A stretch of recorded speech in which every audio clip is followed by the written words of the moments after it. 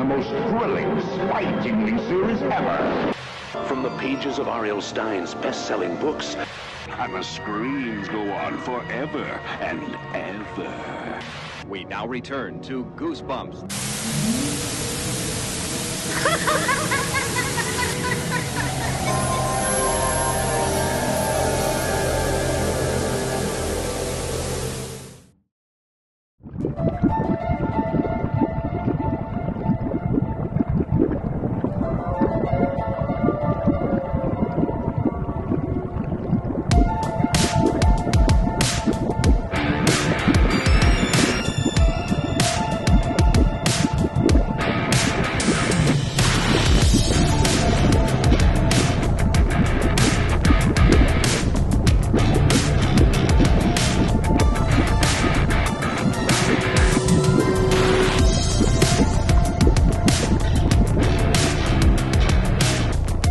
Greetings, Goosebumps fans, young and old, big and small, living dead and undead. Welcome back to the Goosebumps Crew Podcast. As always, I am your host, Isaiah Vargas, and I'm joined by my good buddies, Bjorn Pelnick and Nick Shaw. We are the Goosebumps Crew, and we're back to, as always, talk some Goosebumps. If this is your first time joining us here on the Goosebumps Crew Podcast, I want to sincerely welcome you all. If you are or have ever been a fan of the popular Goosebumps series of books or the monster franchise that they spawned, I have a feeling this podcast is going to be right up your alley. As I always say, me, Bjorn, and Nick are some of the biggest Goosebumps nerds on the entire planet. We could talk about Goosebumps for hours on end. That is exactly what we do here on this podcast. Every week we have a brand new episode talking about everything Goosebumps, whether it be from the books, TV shows, movies, video games, merchandise, whatever it is that has Goosebumps in the name. We're going to talk about it so much that you are going to get sick of hearing the word Goosebumps. So with all that said, if you end up liking today's episode, make sure you will like and comment. If you're watching us on YouTube, subscribe to the Goosebumps Crew YouTube channel and hit the bell notification to get updates when new episodes go up every Wednesday at noon Central, 1 p.m. Eastern. However, if you are just dying to get those new episodes early, you can catch them over on our audio platforms. We're available on platforms such as Spotify, Apple Podcasts, Amazon Music, iHeartRadio, wherever you can get your podcasts. Those episodes go up. They're audio only every Tuesday at noon Central, 1 p.m. Eastern. And of course, you can follow Goosebumps Crew on social media, on Instagram, Twitter, TikTok, and Facebook. And you can follow Bjorn and Nick at Goosebumps Saucy Fan and Shaolin, respectively, on their social medias and their YouTubes. All of those links are in the description below. So check them out. Join the Goosebumps Crew today. Become a crew member. We thank you in advance for your support. So I just got to say, I don't feel like we talk about the Haunted Mask enough. I feel like that's an episode of the 90s show that we just don't talk about a lot. So we're going to fix that right now. But in all seriousness, for any listeners on the podcast who have been sticking around with us, or even if you're new, we've talked about the Haunted Mask and its sequel in the Goosebumps 90s television series a lot here on this channel. And for good reason. They are the most beloved, well-remembered episodes of that show. And they're what we consider to be some of the best episodes of the entire show. And so far here in the podcast, we've gotten to interview 3 cast members from that episode. Amos Crawley, who played Chuck, Catherine Long, who played Sabrina, and of course, Carly Beth herself, Catherine Long. All 3 of them were delights. Catherine Short who played Sabrina. Catherine Short. Did I say Catherine Long twice? I'm sorry. Catherine Short played Sabrina. See, that's what you get. Don't get me 2 different Catherines. Yeah. That's the first time, though, I've made that mistake on camera. So, but yes, Catherine Short played Sabrina, and Catherine Long played Carly Beth. You just kept it going from the set, remember? Because they kept mixing up their names on set. Like, I'm sure. Oh, we've been told. You were just continuing that legacy. But all 3 of them were delights, and we've done multiple episodes with them. They're some of our most popular. But today, we are actually talking to our 4th cast member from the Haunted Mask. We're very delighted to introduce Mr. Colin Fox, who played the mysterious shopkeeper, the masked shopkeeper in both Haunted Mask episodes. Mr. Fox, it's a pleasure to have you. How are you doing this evening? Fine this evening. It's actually great that I'm able to come on and join you in this and chat about that episode. It was amazing to me just how incredibly popular it became. Mm-hmm. And I mean, we've talked to many actors who've been on the TV show, and I mean, a lot of them say the same thing. It was like, to them at the time, it was just another role. And then all of a sudden, years later, it becomes this huge thing. It's like you never know what is going to become super popular and what's not. True. So, but we're very glad to have you. We're excited to ask you some questions about this episode. And my first one is something that we ask every actor. How did you get involved with this show, Goosebumps, and particularly the premiere episode, The Haunted Mask? I think it was because I had done some similar kind of characters in a series called Friday the 13th, which was set in supposedly anywhere, but it was shot in Toronto. And because I was in Toronto at the time, my agent introduced me to the casting agent for Bumps. And they said, oh, yeah, they saw something on a reel that I had done, which looked a little bit menacing, which I can do, and I like doing menacing roles. And villains are far more interesting anyway. And so they hired me, and I was delighted and found myself part of a whole new series that I had no idea what it meant, other than the fact that I had been in a couple of things, one of which you mentioned before the podcast, which was the one regarding the conductor I played on a ghost train. Are You Afraid of the Dark? Yeah. Are You Afraid of the Dark? Exactly. And so those are the things that I was involved in. Wonderful. And were you familiar with the Goosebumps books, or had heard of them before the show? You got hired onto the show? Were those like something you had heard about? We're always interested to know. I was interested only in the sense that I had to look up, because the company that produced a number of issues out, and I looked them up. Then I started to research what Goosebumps was all about and what they were trying to do in terms of how to do this for young people without completely freaking them out. And I thought it was a very clever organization. I thought they did a very good job with the stories, but I wasn't familiar with them as a series of books either. And that's the thing. It's we always feel like the TV show, once it got off the ground, is what really propelled the books into extreme popularity. Yes. But there's some folk like Catherine Long, for example, who were familiar with them. In fact, Catherine was a fan, so being able to be on the show was like a big thing for her. But there's also some people who are like, I had no idea, like they flew under the radar. So it's always something no idea what it was. They were not familiar with it. But then a lot of them even said once they did find out like what it was all about, then they started seeing it everywhere, because it was like, it's kind of like one of those things, once you see one thing, then all of a sudden it's everywhere you look, And it is everywhere. That's true. And that's what was so interesting about the fallout from having had that show aired, and then people saying, I think my kids saw you in this incredible show called Goosebumps. You know it? I said, I know a little bit about it, yeah, but I had no idea it was taking off like that. Yeah, and, all these years later, there's a whole community of fans who either grew up with them back in the 1990s or are just getting into them recently. But as I said, this episode, The Haunted Mask, and its sequel, The Haunted Mask 2, are some of the most remembered, well-regarded episodes of the original show.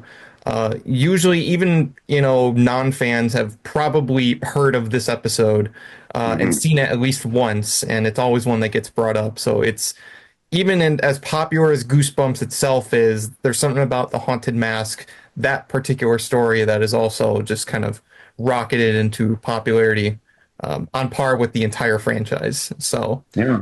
But you play a very key role in the first episode.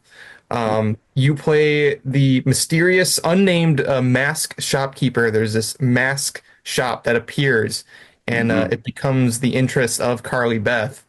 especially after she is humiliated at school by bullies Chuck and Steve, and she wants to find a really scary mask. And Yes. as I said, you play the shopkeeper who's mysterious and very protective of these particular masks. So my first question, those masks, not just the haunted mask, all the unloved, as they're called, are amazing and very creepy, especially to kids. What was your first reaction to seeing those masks? Well, I was amazed at them because I think the principle of this particular episode that's terrifying is being putting on a mask and then unable to take it off. I think that's one of the things that would terrify anybody. It's like being put into a closed space and unable to get out, like being trapped in an elevator, right? Mm-hmm. But in this case, you're trapped in this identity, and you have no idea what the impact is of what this creature you've created by putting it on is. And it seems to be controlling you. Masks, because of my theater background, are a very powerful instrument of theater. They go back to ancient Greek theater, in which kings and villains and characters from mythology are played in masks. And it gives the actors incredible freedom, because once you're in the mask, you become something else, or you can be something else, and nobody knows who you really are behind that. So that was one of the things that gave Carly's power in the episode. But also, it was a strange relationship I had with her, because here I am running what appears to be just a Halloween shop, and yet the masks themselves, the whole place, the whole sort of atmosphere of the place was sinister, and largely because when I took on the role, I thought, well, let's do something, and the makeup person, who was marvelous, said, let's add something to your face. Let's add some structure and something that looks a little bit scarred or a little bit, misshapen, in order to add to the strangeness of the character.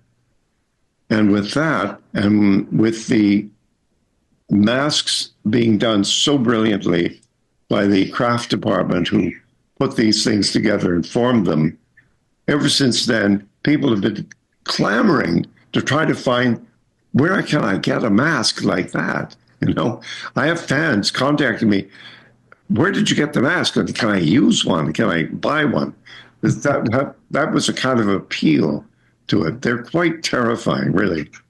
Mm-hmm, definitely. Yeah. And as we've found out, because we've had the pleasure to talk to crew members who worked in the effects department, Ron Stefanik, who ran the creature shop, and Matt DeWild, who worked on the first season in the makeup department. The masks themselves were all representative of the 7 deadly sins. You have one that's like a lot more angrier, and then you have one that's a little fatter. It's like almost like a gluttony one. And it really does show in their designs, and it's like mask shops are inherently creepy in a way, because you just have a bunch of lifeless faces hanging on the wall, especially the one in this episode. It's like you're just surrounded by faces. But then you have those ones that are just sitting in the back, and they're just lined up, and they're watching you. And there's even the thing that creeped me out the most as a kid was just the slight little like movements, like when they would get startled. There's the scene where you come in, like you're like, no, get away from those, and they like actually like their eyes open up and they look like it's creepy. It's really creepy. It was a great effect. That was put in after. Yeah, mm-hmm. Yeah, it was terrifying to say the least. Learned that we learned that the people who were underneath the mask for those blue screen, because this was before green screen, I guess it was blue at the time. Yeah, decided to use the people who made the masks as the mask wearers for those scenes. So that was a nice little That was a nice because we had, like we said, we had Matt DeWild on, and actually he still comments on some of our stuff once in a while when we post something regarding episodes he's worked on. He actually said the prosthetic sculpted for your face was by Tony Chappell, if I said that correctly, and applied on set by Mike Hyatt. So said it was his last day on set that all that was going on. So was that Tony Chappell's last day? I think Matt DeWild said that was his last day on set. Okay. Yeah. Well, they were great to work with. And it was a really nice crew all the way through, particularly because you have a mix of an adult and kids. And so the way of handling them was very carefully done and very well done. And Catherine, who knew really how to work very well with a situation like this, she had a good natural sense of acting, was great to work with. Enjoyed her. Yeah, like I said, we've done multiple talks with her since our first interview, and she's super fond of her time on this episode. And I mean, without a doubt, like she gave it her all. Like you have this child actor who's giving an incredible performance. Like the Goosebumps series, no disrespect to any other of the actors who've done this show, but as the series went on, a lot of the acting became very stilted, very wooden, very, very, much that you would probably expect from a young child. But Catherine was something else. Like she was a natural. Mm-hmm. She won an award. I'd say one of the scenes that's probably most talked about is actually with you in the shop as she comes back with the mask attached to her face and she's coming for help. Yes. But she, you turn her to the mirror and say, "This face is your face now," and she screams. And a lot of people say that scream was just so blood curdling to them that they just primal. It's like It was a little. We used the interior was shot in a studio, but there was a little shop in Kleinburg, Ontario, which is outside of Toronto, northwest of the city, and they went up to shoot locations there of approaching the shop in evening and the park nearby and those things. And I thought that was wonderful because once I had seen the location and knowing what that exterior looked like, working in the interior gave me a feel of the kind of character he was, the kind of person who would be doing this. And also there's a phone conversation that was off camera, but they wanted to hear me sort of in the background. And so I decided, I think I should have an accent. I think I should be someone sort of vaguely Eastern European with rather mysterious background, probably a war criminal from some past experience from war or something like that, just to make it a little bit juicier in terms of making the character work. Mm-hmm. And actually, that leads into my next question is because this role has a lot of, dare I say it, gravitas in it, because you essentially have to come off as somebody who is very mysterious at first. When she first comes into the shop, it's very like creepy because you're like, these masks are not for sale. They're too terrifying. And there's like, I'll give you my favorite line I got to give a shout out to is like, there's a really frightening gorilla mask made with real gorilla hair. It's like nothing. Yep, I'll give it to you for nothing. I just remember that front display window being freaky as just the masks they had in the actual front display when they first walk up. Some of them just look terrifying. Like, that was blood curdling in itself. That's good. It's really good. I mean, the whole shop has this feeling of strangeness, and walking into it, like the camera walks with her in a sense.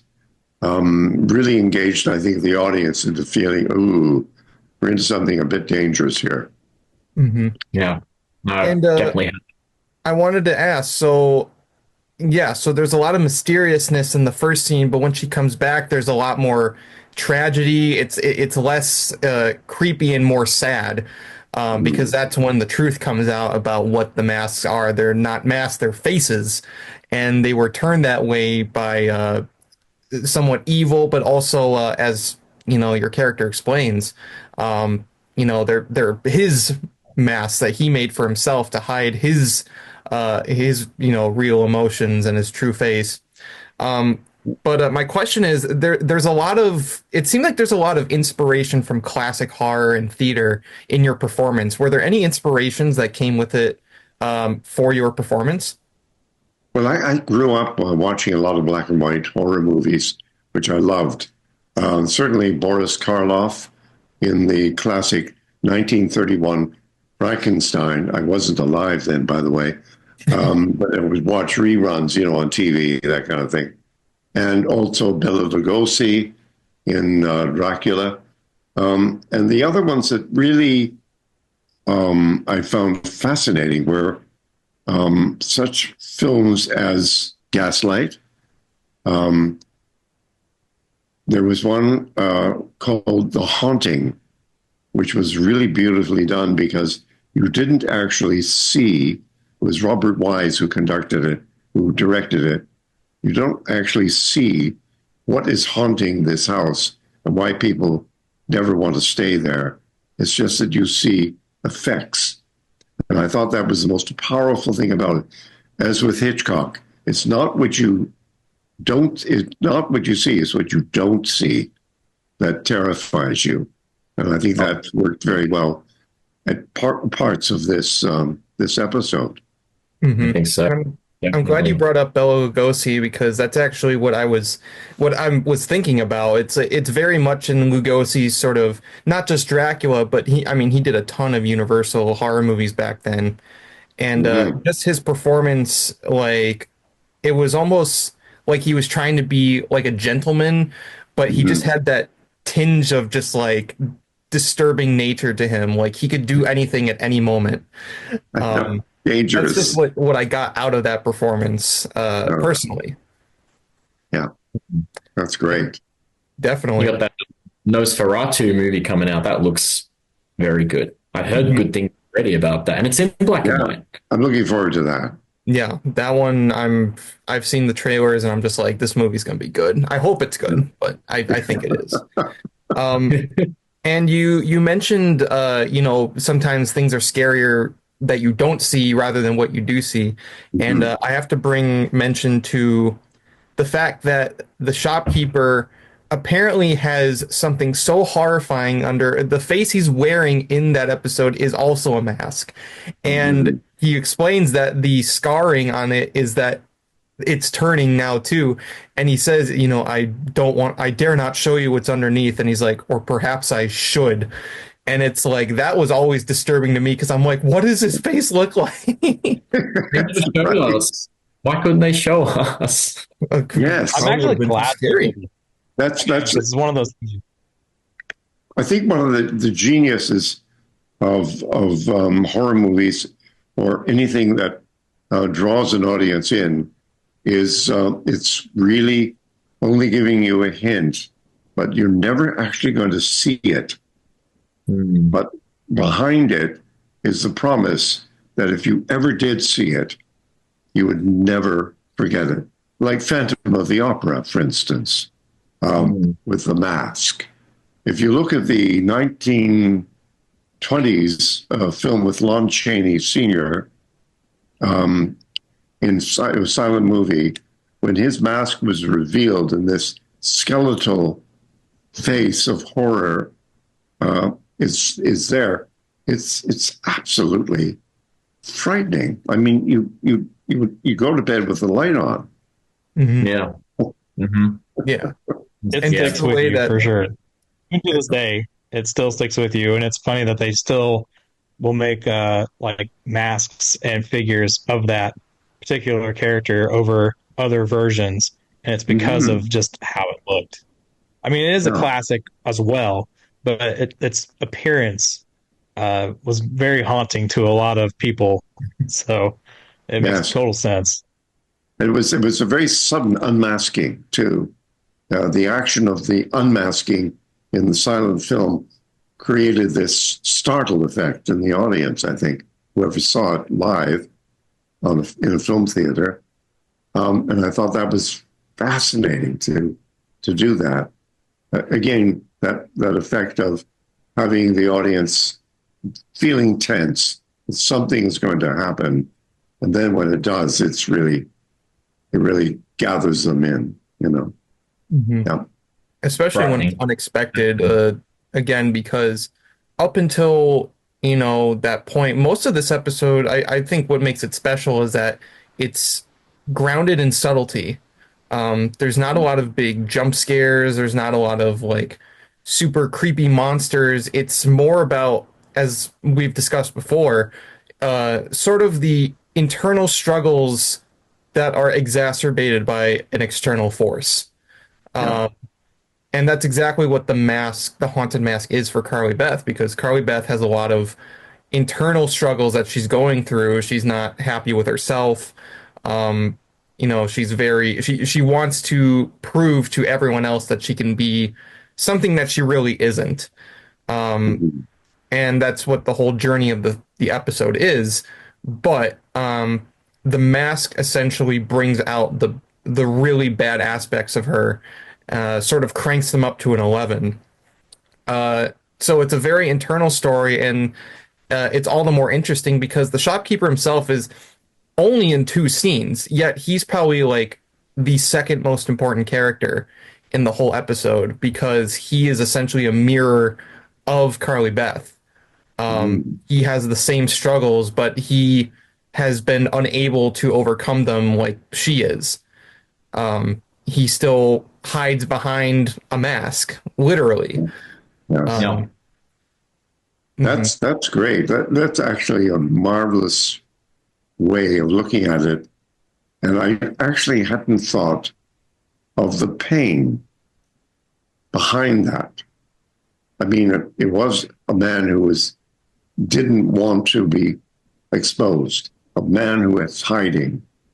But at the same time, aside from his threatening personality and things like that, there was pain. And I think Carly's pain and his, in a sense, created a strange bond between them, despite her taking the mask. Mm-hmm. And what makes it even I agree, because there was definitely a lot of that, I think, played out in some of those scenes. Because, again, you see the shopkeeper in the beginning very aggressive towards her when she first comes in the shop, even to the point where even when she took the mask, you put that close sign on that door after she turned around to try to turn it back. He's like, "No, you take it. No, you got this." But later, as she comes back and they start to talk, you can see where he's kind of like now very empathetic with her, and that demeanor for him has changed that we didn't see earlier. Even the tone of your voice changes from this like more rough, aggressive kind of voice to a more sympathetic one. When you tell her about why you made the faces. So even though it's a slight change, you can see it in those scenes, and that's where they connect. And even when it goes into the Haunted Mask 2, when they actually see each other again for the first time, because she's been looking for him to help Steve with his mask, but she couldn't find you. But at the end, you can just see the way they talk to each other is a little more empathetic to each other compared to, like, say, how we talk to Steve or anybody else. Yeah. So. And that's very well put. Yeah. Yeah. And another thing is just that adding to the pain, it's like, he was like the mask weren't like this before. It was like they were beautiful. They were like they were beautiful faces, but the thoughts were inside of me, and that's what infected them, and it keeps them displayed. It's almost like a reminder of his pain. So it's like again, we always go into this when we talk about this episode of like, how is it Goosebumps is like pulling off something this honestly very gravitas. It really is, though. And it just shows like it's very sad. It is a sad situation. Yeah. But at the same time, it leads him to being like, you have a chance to like, fix this. Like you find the symbol of love and you'll remove the mask. So it's almost like he couldn't save himself, but he can save someone else. Yeah. Yeah, exactly right. Exactly right. I think that's it. And I think he was, when she comes into that shop the first time, he is beyond saving. He has given up. He has dealing with this. That's eking out a living. In the meantime, having to deal with this huge psychological burden, but he can't escape it. He can't escape himself. And when this comes out, I think he's actually released from it. He has to open up to her so that she doesn't get into the same trap he wound up in. Mm-hmm. Yeah. And he even says it. He's like, the reason he threatens to reveal his true face is because he's like, you should have appreciated who you really were. Like you made the same mistake I did. You tried to hide your pain instead of confront it. And even by the time you get to the sequel episode, by that time he's trying to destroy the mask. Like he's had enough and he's trying to get rid of him. But the mask, the haunted mask itself is like, no, like you won't destroy me. So he takes over the shopkeeper. I don't know. It's just such an interesting character. And again, he doesn't have like too much presence in both episodes, but like when he's there, it really does add to the story, in more ways than one, I personally feel. Very impactful when your character's on screen, given the smaller time frame he gets compared to others. I guess that's kind of nice in a way to where you don't get too much of his backstory. You get just enough to still make him mysterious because you still don't even know his name. Like it's just the shopkeeper. Well, I mean, you can't get more mysterious. You don't know this guy's name. That's true. And I feel very complimented by your remarks and also by the reaction that this has had. And I think you're right when you talk about this being far and beyond what was meant to be an episodic kids show. It did go into another realm, it went to another level. Mm-hmm. And I salute the director on that. And I salute the performance of Catherine, who did this. And I think I salute the writers, too. They had something there. And everyone stepped up to it.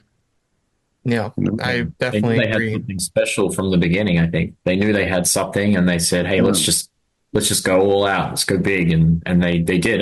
And being the first episode, like, what a way to start. Like, do you know what I mean?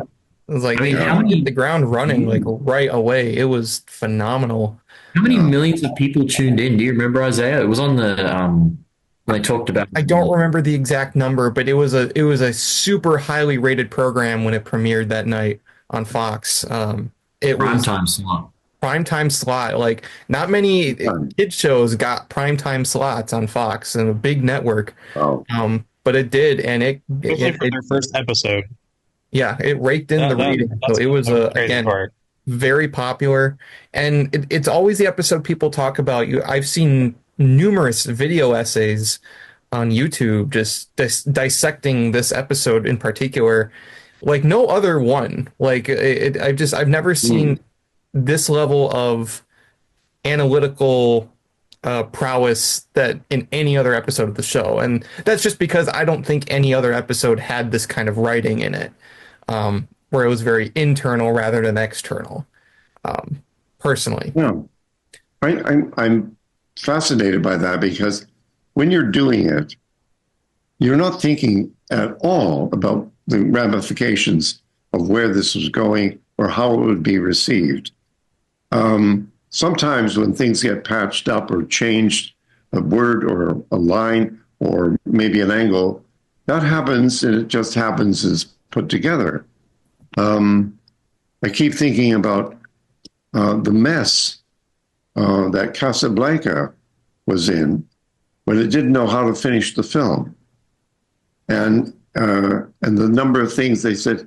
I don't know. Let's do this. I need to walk off let's try that. Should be fine. Let's throw in the line there. We need a line. And those lines became famous, and the ending became famous. The whole movie became famous. Mm-hmm. But sometimes things happen when you're doing it that you have no idea what the impact is going to be.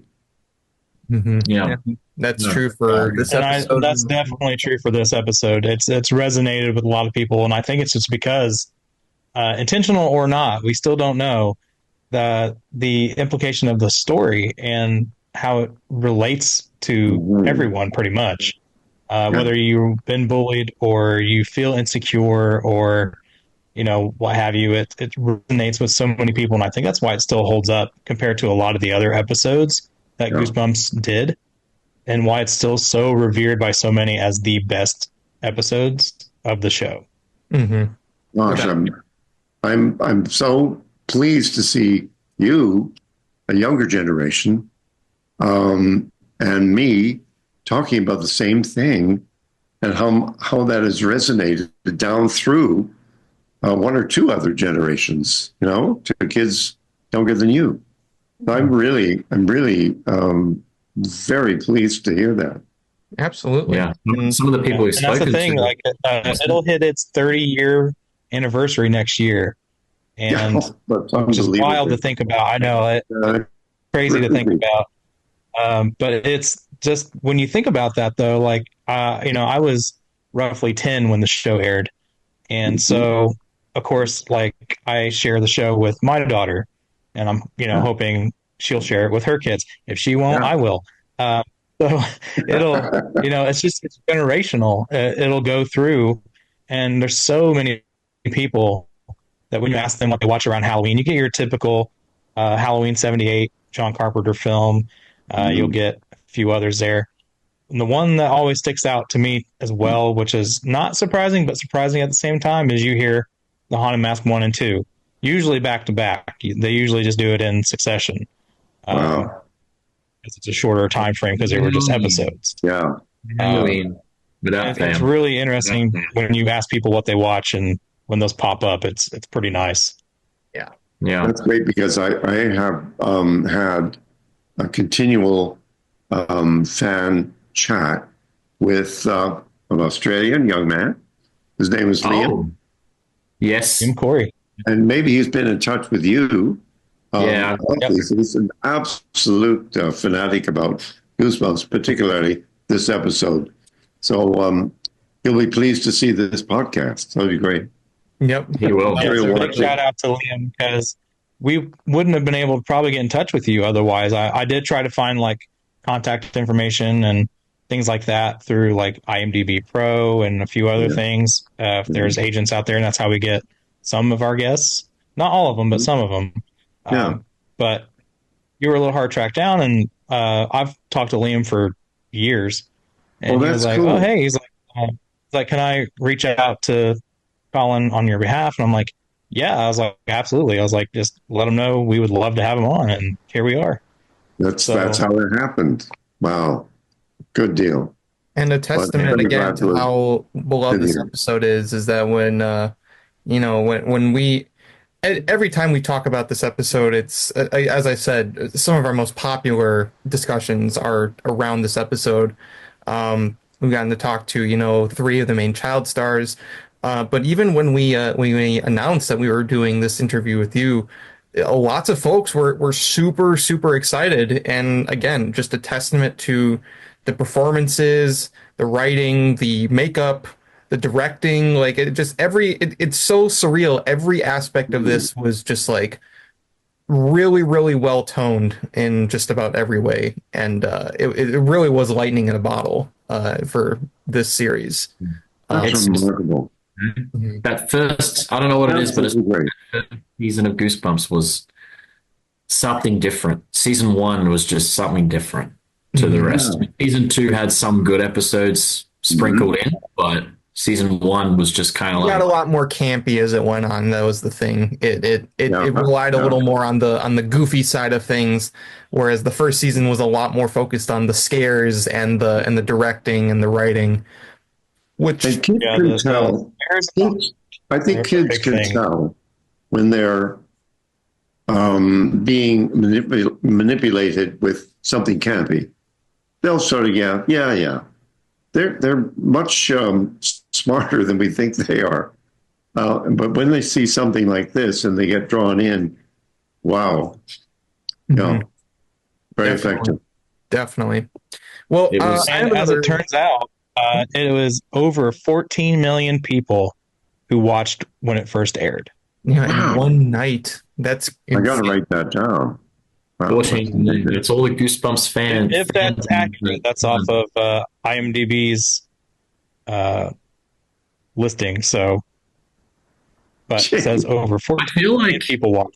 I feel like the reason season 2 also went a little more campy is because season 1, there was a few episodes from the first season that actually got banned here in Australia. They aired them once and that was it. And then parents called in, they phoned in that their kids were traumatized by some episodes. And I feel like maybe if it happened in Australia, it probably happened in other places. So it makes me think maybe they toned it down a bit for season 2. Like they thought, we'll still keep it scary, but maybe we'll add a few laughs in there, like, to make the scares seem more safe. I think that's why season 1 does resonate a lot more with people because the fans, because it's genuinely creepy at times, stay out of the basement. Those episodes just rank as the top tier of Goosebumps. Even the first Night of the Living Dummy episode they did, that's a lot creepier than the later ones. So it's just, it's season 1. I think just realized about, before I move on to my next question, is that, we talked a lot about like classic horror, black and white movies.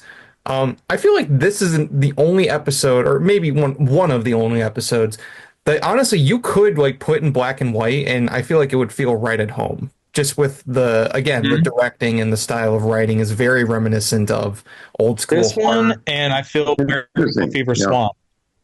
They're the two I felt like could be black and white and give you that horror tone. Terror Tower could do the whole black and white thing only when they go back.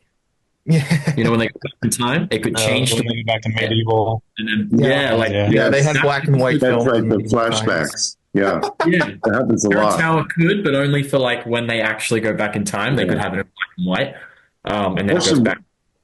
Orson Welles said something interesting about black and white. He said it's an actor's medium because the focus goes so much on the actual performing body and face of the actor. You may be in the most colorful place in the world, such as Italy or something like that, and the color is glorious, but if it's in black and white, it becomes focused and narrow, and quite often that happens.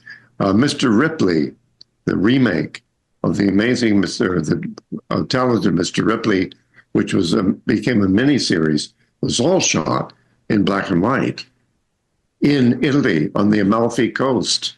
I thought, clever, because you really concentrate on the characters.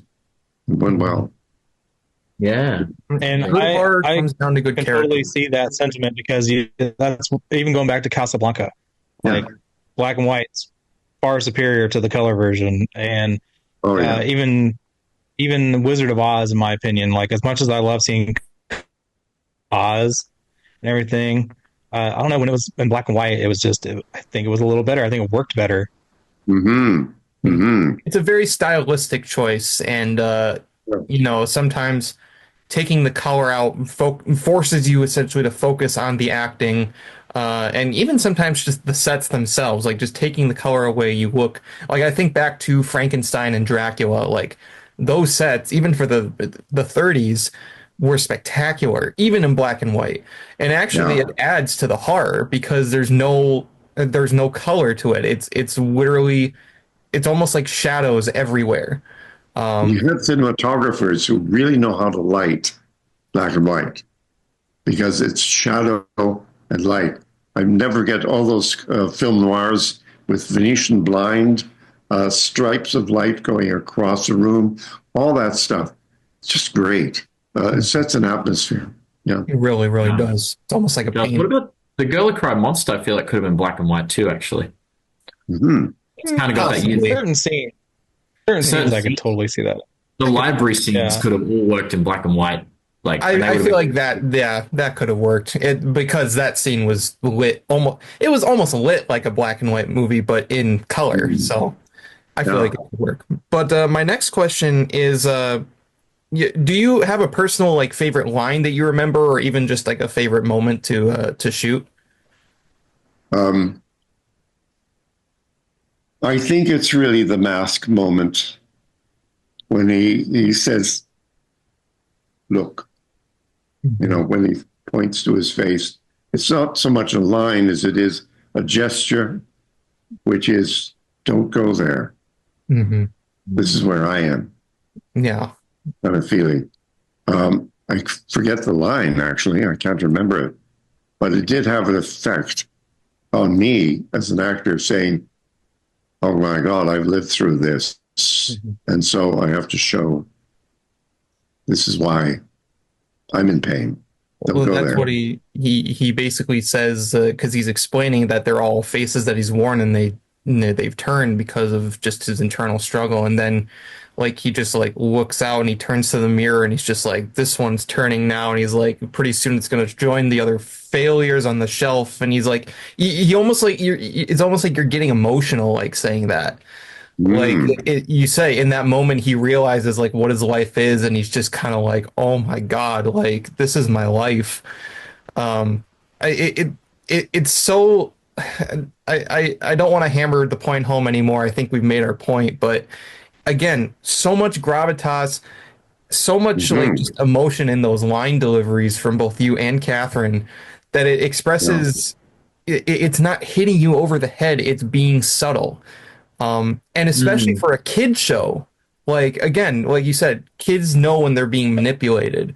The way this episode is written is in a way that anybody can watch, a kid or an adult, and they can get behind it. It's just, I don't know. It really does work like that. And I would say that is one of the best scenes the whole episode. I love it. I love that. Yeah, there's that one line he says to Carly Beth earlier on when she wants the mask for the first time, and he just kind of, because obviously underneath your mask is something monstrous, right? But he kind of puts his hand on his shoulder and says, "You have a nice face, Carly Beth. Like, why change it?" You know what I mean? And that really stuck with me, that line, because it's like, you don't have what I've got underneath. You've got a nice face already. Like, don't ruin it, by putting he gets amused at the gesture of like when he finds out it's for revenge, like, but it's not like it doesn't really come off as like he finds the idea of someone getting revenge funny. He's just like, it's almost like, are you seriously considering this for revenge? Like it's almost just an amusing gesture, but it's like out of warning. Yes. And a touch of cynicism about his own experience. Yeah.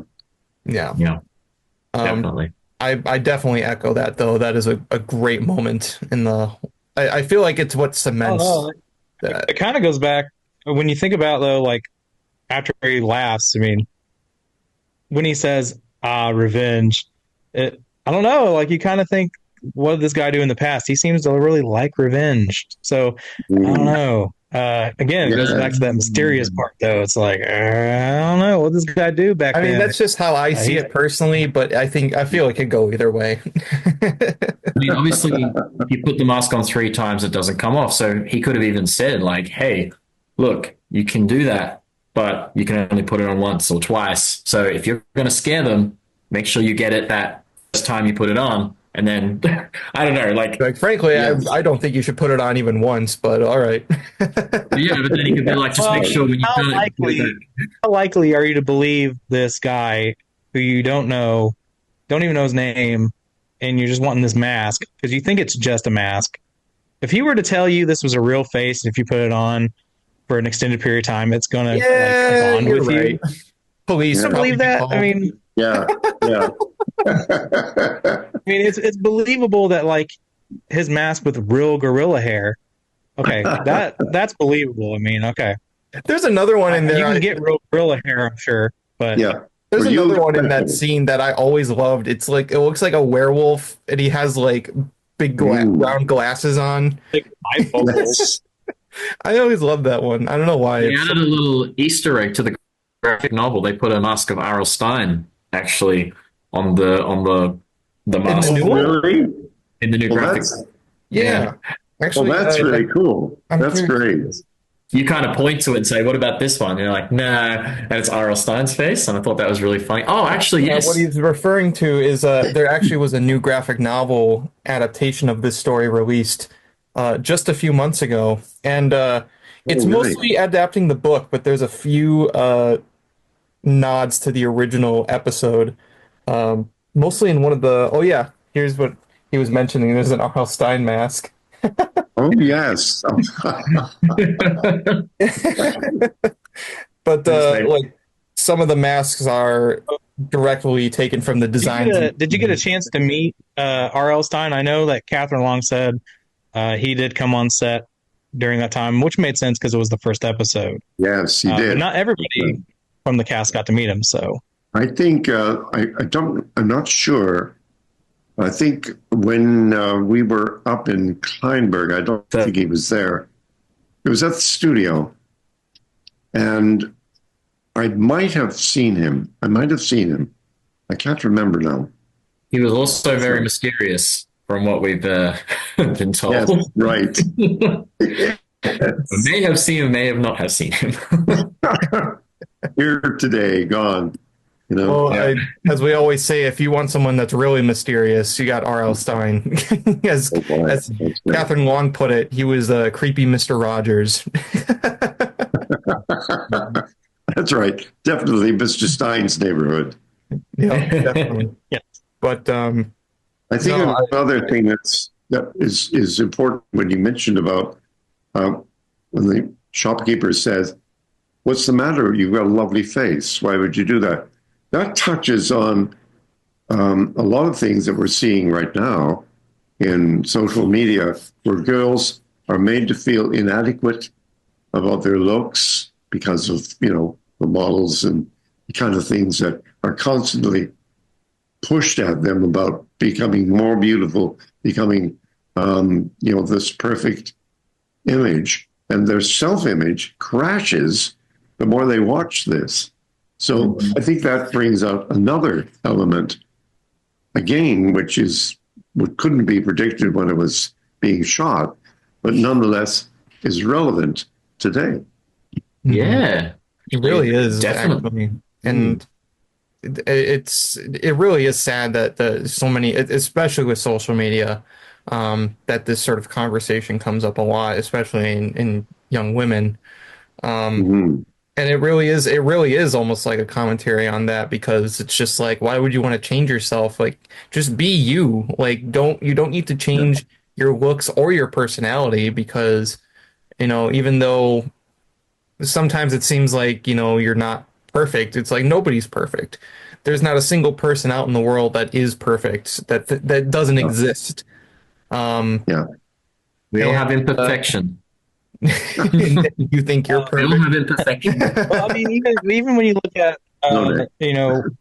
women today, I mean, it's not just Hollywood either. Like, I know people in my personal life too that have done it. When the women start age too, they feel like they have to do that. Like, it brings to mind like when I saw Famke Janssen in a film not too long ago, and back in the day, she was in like GoldenEye, and she was in the X-Men films, and she was in the Taken franchise, and she's been in a lot of stuff. Very beautiful woman, great actress. I didn't recognize her. You could say she put on a mask after all the work she had done. I don't know why. She was beautiful. It just didn't. But that's just the mindset. I'm getting older. I need to fix all this. But when they do that, whether they think they're beautiful or not, I mean, inside it's like they clearly don't feel that way. Yeah. Yeah. Otherwise, you wouldn't have changed it. And like we said, it's now being projected onto younger women in this day and age, because if you're not a size 0 dress, or you're not a whatever for, women's standards, even as a young woman or a girl, like I have a daughter who's 15, I have to make sure she feels comfortable in her skin. She, like a lot of kids, goes through the puberty stage where you start to get pimples and stuff. She's like, oh my God. And it's like, it's fine. It'll go away. It's fine. It's like, you're worried about nothing. Worried about nothing. It's true. It's what social media and outlets all have made them think, though. If you have a slight imperfection here or something, you're a loss. That's it. You're done. Finished. Yeah, Definitely. It's true. Well, I have a few more Goosebumps related questions to get to, but first, I do want to ask, because as I've said in the past, our questions for our interviews are submitted by our fans. Another reason to follow us on social media for those watching and listening. But many of our fans also wanted to know about some of the other acting gigs that you've done, shows and movies. We mentioned earlier, Are You Afraid of the Dark? With The Tale of Train Magic, you played the conductor Ray on a ghost train. That's a very beloved episode right there. And then there's also movies and shows like My Pet Monster, Tommy Boy, Phantom of the Megaplex, just to name a few. Any particular favorite roles that you've done in your career? Actually, there have been a couple that have been fun to do. There, A&E, when it was still doing arts and entertainment and not just, junkyard shows, had a series called Nero Wolfe.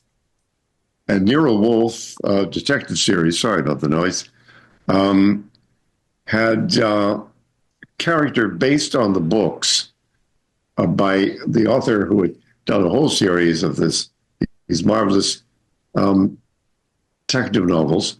And Nero Wolfe always managed never to leave home, but could sit behind his desk and solve everything.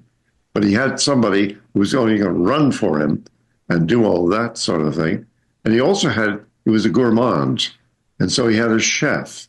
And the chef's name was Fritz.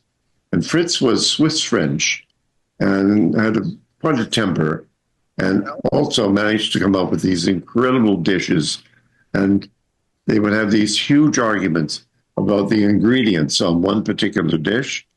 And that would be sort of the fun of it, was that it had comedy and it had drama and it had these very well-defined characters, all set pretty well in the 50s and early 60s. So that was the style, that was the look, and it had a lot of style, a lot of grace, and went very well. So I enjoyed working on that. There are other ones that I've had great fun with. Well, certainly Tommy Boy was great fun, working with Chris Farley and David Spade. Marvelous guys. Had great fun with them. Also, I worked with Chris Rock on, what was it called? Down to Earth. It's one of those things where he comes back as a white guy. It's really funny. It's very funny. But he's so good. He's a very nice man to work with. I had a great time with him. It sounds like... Yeah, he was a great guy. So there are some really fun things that I've had the good fortune to do. Also, I spent a great deal of time in Rome on a huge action film with Sylvester Stallone called Daylight, in which I was a well-heeled kind of guy with his wife, played by Claire Blue, going through this tunnel, the Hudson Tunnel, and the Hudson River Tunnel in between New York and New Jersey, when a disaster happens. Of course, everybody's trapped in there. Stallone's going to rescue us. Well, that was 6 months of shooting. Incredible. And we shot it in Rome at Cinecittà because it was too expensive to shoot it in New York or even in Florida. So we shot it in Rome, and then we did the exteriors in New York. But it was just one of those things where the film didn't matter at all. It was just being in Rome that mattered. That was wonderful. I was trying to find other ways to make an excuse to work in Rome. I also worked with Rob Lowe in Perfect Strangers, which is a comedy film that we did back in the early 2000s, I think. Yeah. But we had I've been lucky to be able to do both sinister characters and comic characters, which I've enjoyed. Mm-hmm. Yeah, you work with some great people. Oh my goodness. I feel like that, was it Down to Earth though with Chris Rock? I don't know if that would get made today. But just hearing about the concept of that movie, I'm like, would that be made now? Yeah, right, exactly. Yeah.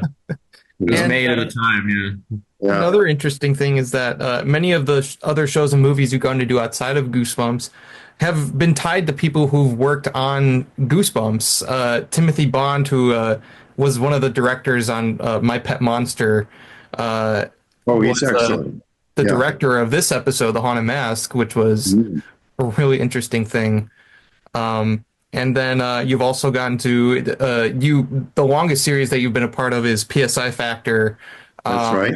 And I believe Catherine Long did one episode of that show. You did?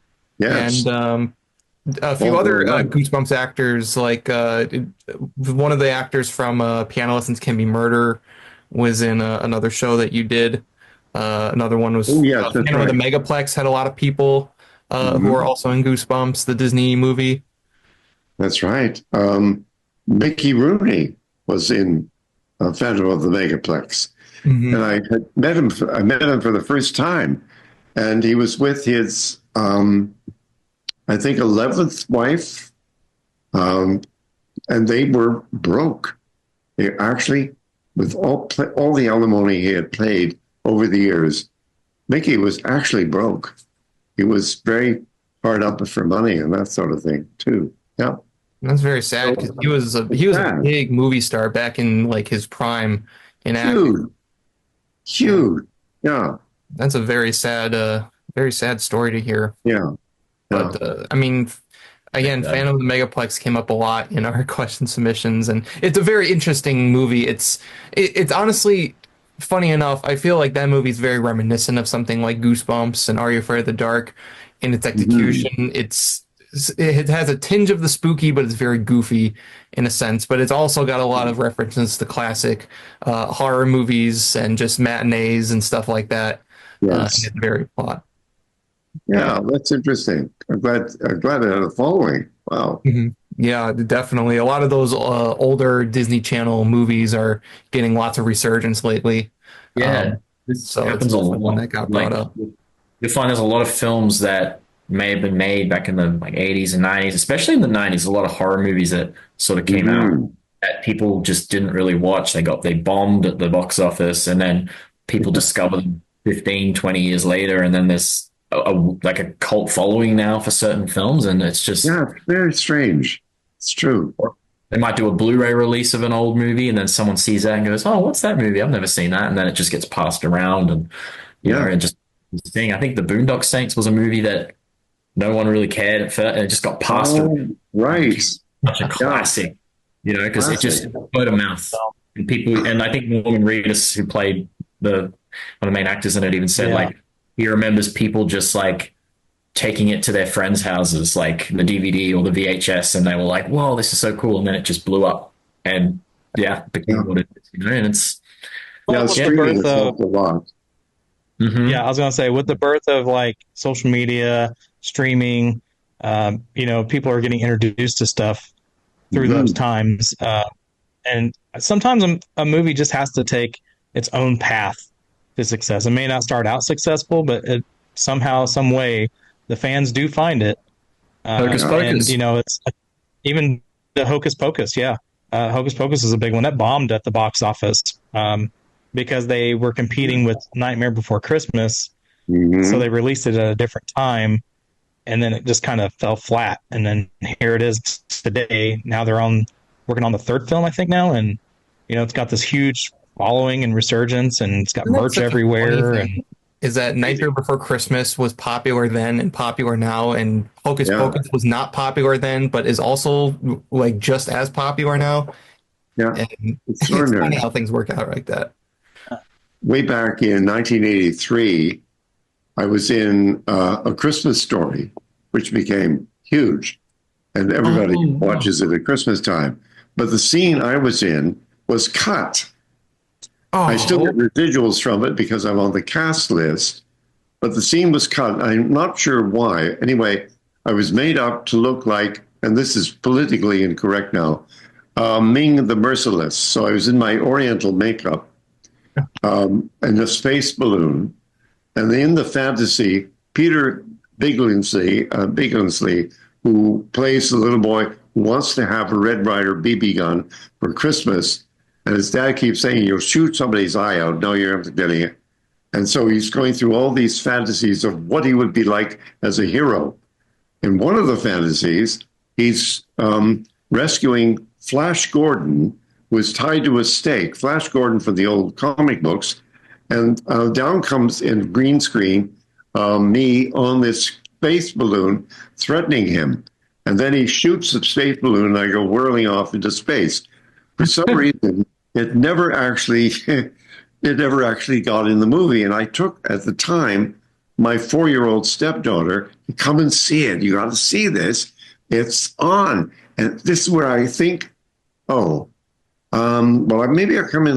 No, I don't know. And the whole thing was cut. I didn't know. She didn't know it. I didn't know it. I said, well, never mind.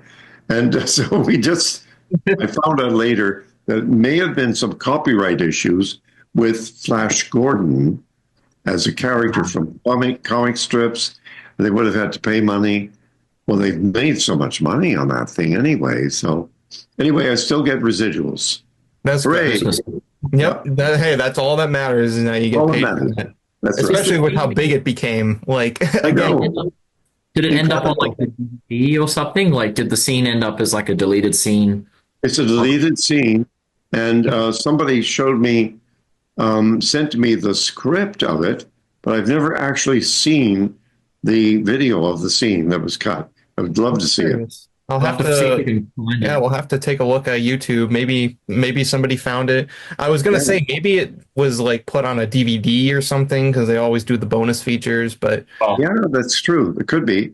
I have the DVD of it, but that was before the kind of wonderful pirating that you're able to do now to get some of the lost scenes.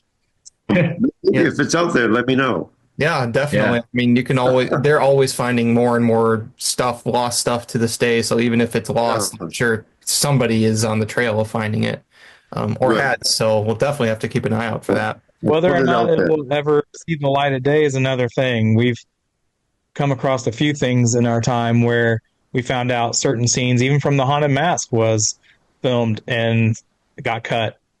Specifically, the ending of the episode.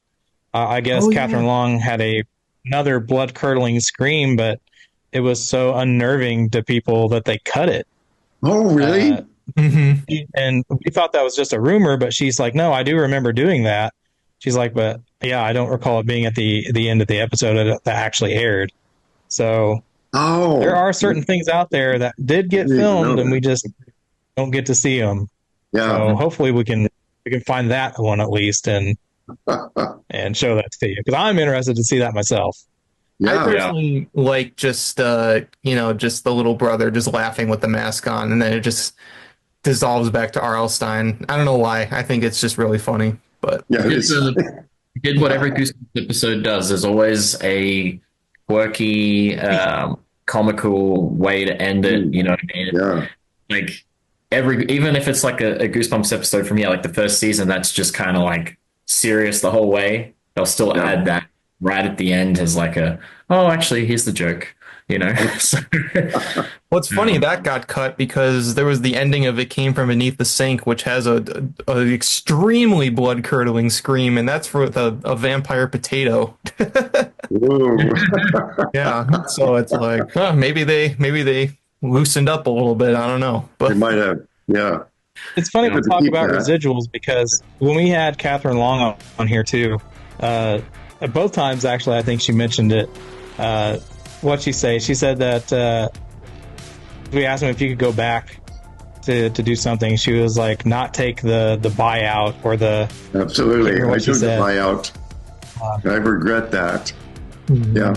Yeah. I changed my name too. Again, it's like you never know what's going to take off and what isn't. Never know. You know, That's maybe right. You never know. Maybe best to take the residuals.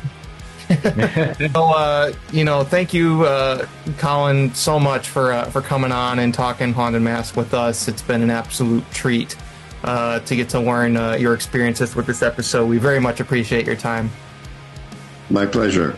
Absolutely. And as always, make sure you follow Bjorn and Nick at Goosebumps Saucy Fan and Sean, respectively. Thank you all for watching today's episode of the Goosebumps Crew Podcast. If you liked today's episode, leave a like, comment, subscribe, follow us on our audio platforms and social medias. All those links are in the description below. We'll have a brand new episode for you next week, but until then, this has been the Goosebumps Crew Podcast, and from all of us here, we want to wish you all, as always, to take care, stay safe, and have a very scary day.